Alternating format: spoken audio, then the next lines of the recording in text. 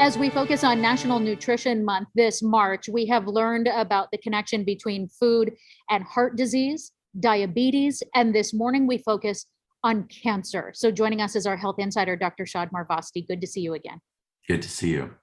So talk to me a little bit about cancer and its relationship to food and nutrition.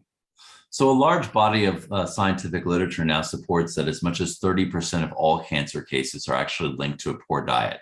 And therefore preventable. And then actually that proportion goes from 30 to 70% of all the cancers of the gastrointestinal tract. So esophagus, throat, stomach, colon, and actually much bigger impact than, even tobacco that we think about for lung cancer, for example.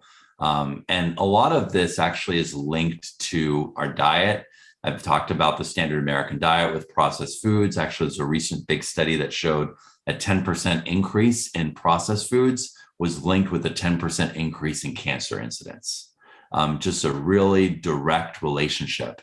And excess sugar is actually now being seen to be also a culprit in cancer as well, because it helps to feed those cancer cells. So the American Cancer Society, as well as the World Cancer Research Fund and the American Institute for Cancer Research are making some major recommendations here actually for people to prevent cancer and also for cancer survivors to prevent recurrence. So some of those recommendations include avoiding processed foods, excess sugar consumption, limiting red or processed meat, which is actually a big culprit for colon cancer, limiting alcohol. Actually, alcohol is carcinogenic, and even adding one drink to a breast cancer survivor person can increase the risk pretty high. I think that it's important for people to realize that this stuff is real.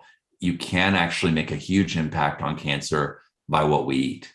And when it comes to talking about breast cancer prevention, always diet and exercise and healthy, active lifestyle lead the way with lowering your risk factors. But let's say you are now a cancer survivor. You're currently fighting it.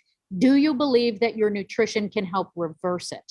There's a lot of times where you can actually do a lot with the nutrition, but then there's also times when you need, a bigger tool like a medication to help to kind of slow things down. I think cancer is one of those situations where you're going to need both. And we actually have more survivors of breast cancer and every cancer than we ever have. So I think recognizing the fact that, once you get that first round of treatment, you're in remission, right? Increasing your the amount of plants in your diet, and then along with healthy food, obviously exercise, and the healthy food can also help you maintain normal weight, which is another factor. So if, for example, if you were overweight at the time of a cancer diagnosis, and then you were treated and you're in remission, actually losing that excess weight if you were overweight to begin with, actually can help prevent that cancer from recurring. And I know that you've talked about as well, while you're battling and you're going through chemo, it can take you on a roller coaster. Inflammation becomes huge for a lot of chemo patients, and even just down to the spices that you're using. You've talked about turmeric can make a difference in just fighting inflammation, some of your symptoms, even managing those. Oh yeah, turmeric has been shown to be helpful for side effects of cancer treatment.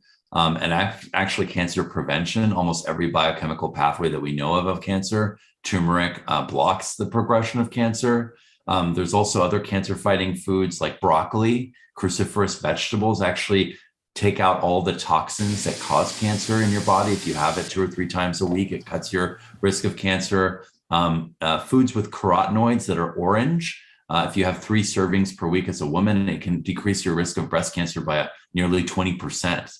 And that's why, with the University of Arizona College of Medicine Phoenix Culinary Medicine program, we've actually partnered with the Joy Bus Diner that does healthy meals for cancer patients. And our medical students actually educate these cancer patients, in addition to connecting with them personally, about food as medicine and their nutritional needs as they're facing a cancer diagnosis. Certainly, cancer is one of those topics that reaches just about every family out there in some way. So this is an important conversation. And we want to hear from all of you. If you have questions, medical topics that you'd like us to discuss with our Health Insider, make sure you email us, healthinsider@abc15.com. Enlightening and even life-saving conversations, Dr. Shad. Thank you.